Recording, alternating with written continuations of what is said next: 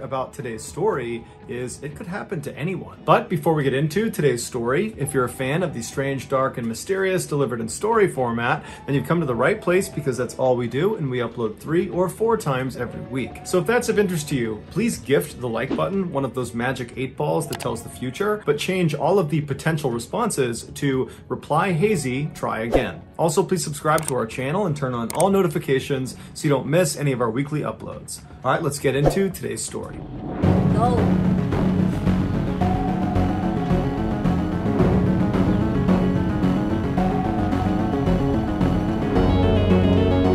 Side effects. On the night of October 25th, 2009, a fit, healthy 30-year-old man named Alex was at home in San Diego watching TV in bed. At some point, he noticed there was a slight pain in his left Achilles tendon. A tendon is the fibrous connective tissue that connects muscle to bone, and the Achilles tendon is the biggest tendon in your whole body, and it's the one you can feel on the back of your ankle. It connects your calf muscle to your heel. Alex had never had tendon pain before, and so he assumed it must just be tightness from the long walk he had taken that night around his neighborhood. And so after massaging it for a little while, eventually he kind of forgot about it and just kept watching TV until he fell asleep for the night. The next morning when Alex woke up, he immediately recognized that the pain in his left Achilles tendon was 10 times worse. It was blindingly painful. And then his right Achilles tendon was also now starting to hurt.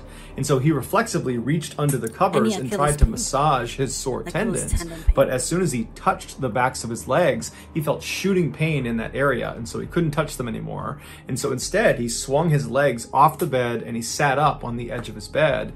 And then he slowly rocked forward until he transferred his weight onto his feet and tried to stand up. And as soon as he did, he fell to the ground because of the blinding pain in his tendons. And so he manages to pull himself back up using the bed, and then he hobbles his way out of his bedroom over to the top of the stairs, and then he grabs the railing and he carefully makes his way down the stairs. And as he's walking, it feels like the tendons are so tight, they're gonna snap like a rubber band. And so he gets to the bottom of the stairs and he walks his way around into the kitchen where he sits down and he kind of evaluates what's going on. And he thinks to himself, man, I must be developing a wicked case of tendinitis. Tendinitis is inflammation or irritation of the tendon. And so Alex grabbed his laptop, which was right in front of him. He opened it up and he began looking for ways to alleviate pain from tendinitis. And so after looking in a couple medical forums, he got up and hobbled his way over to the bathroom. He opened up the medicine cabinet and he grabbed the Icy Hot, which is a topical pain reliever. And then he hobbled his way into the first floor. Icy Hot is a really good pain reliever. That's my favorite. Every time I have pains, I just put Icy Hot. The best. But let's continue. Living room where he laid down on the couch, and then he applied a healthy amount of Icy Hot on the backs of both of his legs right over his tendons, and then he propped his legs up on 2 pillows. And so he laid there and he's thinking, okay, so it's the weekend, I have today off, I'll just lay here until the pain subsides. But by that evening, the pain had not subsided, it had gotten progressively worse. And so Alex picked up the phone and he called a podiatrist, which is a doctor who specializes in feet and the lower half of your leg, and he made an appointment for the following morning to have a look at his Achilles tendons. And so after he hung up, Alex thought to himself, you know, the best thing I can do is probably just go to bed. I'm bound to feel better in the morning. And so Alex hobbles his way back up the stairs, holding onto the railing, and he goes into his bathroom to wash his face. He reaches for the towel and he notices his thumb is suddenly locked up and he can't move his thumb. And then his other thumb too locks up, and he's looking at them and he can't get them to move. And so with his other fingers, he tries to move that thumb and bend that thumb, but he can't do it. The tendon in both of his thumbs had suddenly become unbelievably tight to the point where he couldn't move his thumbs anymore. Up until this point, Alex had convinced himself that whatever was happening with his Achilles tendons was probably minor, that with or without medical intervention, it was bound to just get better. But now he wasn't so sure, because the thumb situation, that really scared him. He had never experienced anything like that, and he couldn't help but think that whatever was happening in his thumbs was probably what was happening in his Achilles, making this a much more complex problem. So Alex forgets about washing his face or even going to bed, and instead leaves the bathroom and grabs the railing and hobbles back downstairs. He makes his way into the kitchen with the stiff thumbs, and he sits down at the table, he opens up his laptop, and he begins looking for any information about what is happening to him. A few minutes into his search, he was about to type something into Google when all of a sudden he felt the rest of his fingers start to lock up. The tendon tendons in his fingers were tightening up just like his thumbs and just like his Achilles tendons. And so now Alex is going into crisis mode. He doesn't know what's happening to him. He has no idea what to do, but he manages to calm himself down, and he told himself, Alex, tomorrow you got a doctor's appointment. They'll know what's wrong with you. They will fix this. Everything's going to be just fine. And so despite his overwhelming urge to panic, he closes his laptop and he hobbles his way over to the stairs. He climbs up to the second floor and he goes directly into his bedroom, crawls in bed, and he goes to sleep. The next morning when he woke up, the tightness and pain in his Achilles tendons and in his hands had not gotten any worse. And that kind of comforted Alex. He's thinking, okay, we're past the worst of this. I just need to figure out what this is and then fix it. And so he crawled out of bed, he hobbled his way over to the stairs, he went down, he grabbed a quick bite to eat, and then he went outside to his car to head out to his doctor's appointment. When he got to his car, he reached for the door handle, and when he pulled on it, he felt an unbelievable surge of pain in the hand that was on the car.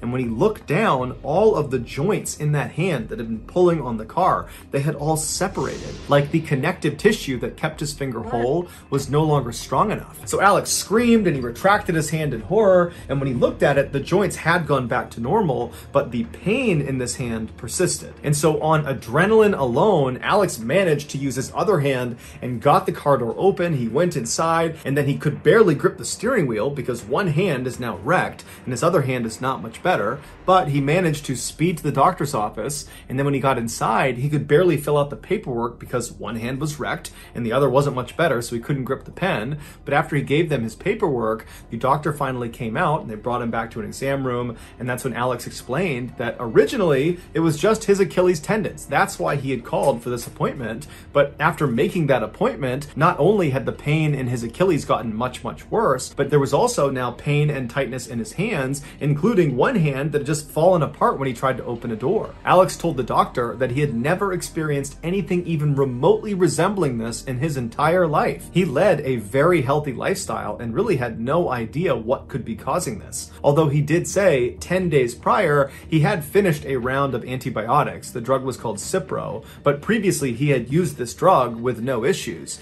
But as a precaution, he told the doctor because he knew one of the side effects of this drug was tendon problems. And so as a precaution, Alex had actually brought the paperwork for that drug, Cipro, and he gave it to the doctor. And so the doctor, after hearing the story, he reads through the fact sheet of this drug and he tells Alex that he doesn't think it's a side effect of the drug. He thinks Alex is showing all the signs of having an autoimmune disease like lupus or multiple sclerosis, and that he needs to go to a rheumatologist and get tested for that. And so Alex is horrified by this. He can't believe that only a couple of days ago he was totally normal, and now it felt like his whole life was falling apart. And so he left that appointment, he went out to his car, and he called a rheumatologist, and he set up an appointment for a couple of days later to get tested, and then he went home.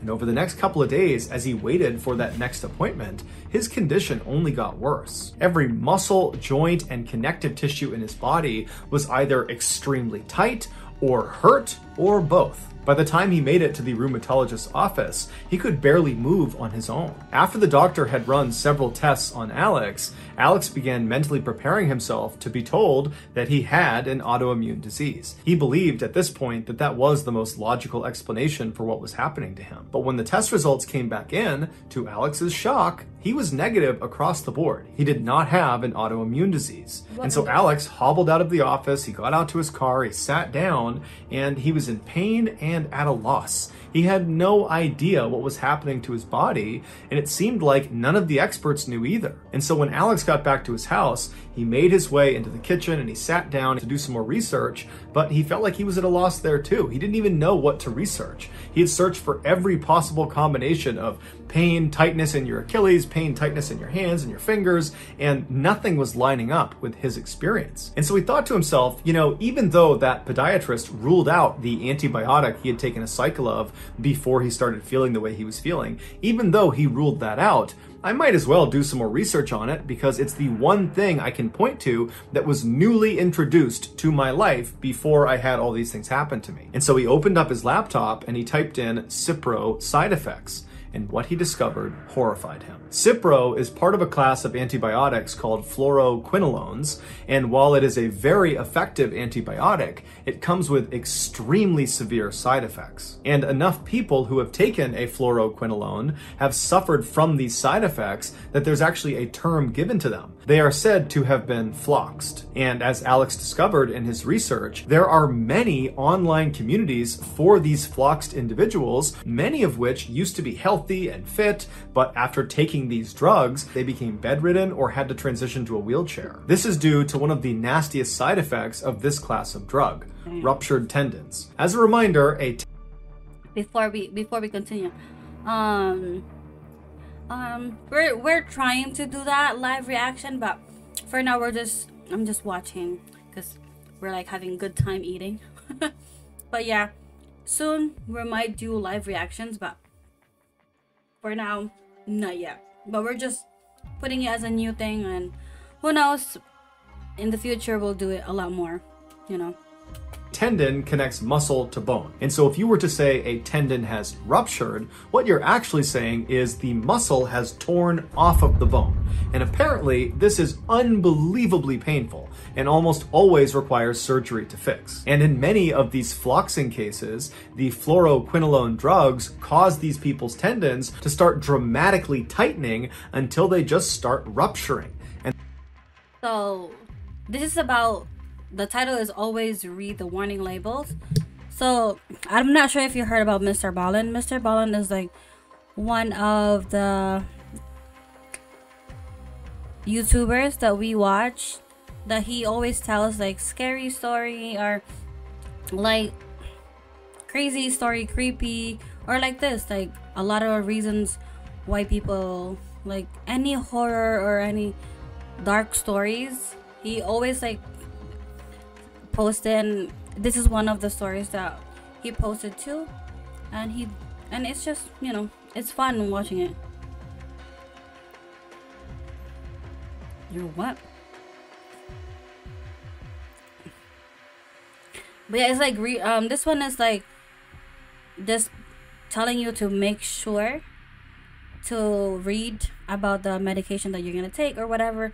Make sure you read the warning labels, because just in case, you know.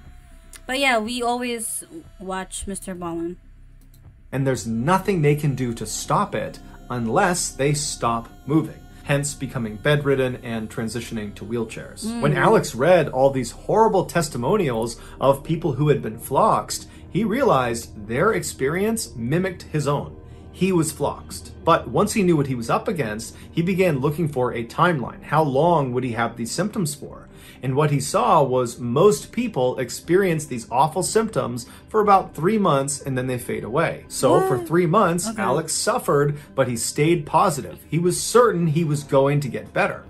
But 3 months came and went, and he didn't get better. In fact, he got worse. All of his tendons continued to tighten, and some of them ruptured, and he had to quit his job and had to move in with his parents. But he stayed positive. He went back online, and he began reading about more severe floxing cases, and he saw those people typically saw a big turnaround at the 3-year mark. And while that was overwhelming and awful and disheartening, he at least had something to look at as the light at the end of the tunnel. And so for 3 more years, he said, yeah, when you get a rupture and your bones off your whatever, yeah, really, really bad. It's really, really painful if your muscle tore off, or like, you know, a tendons.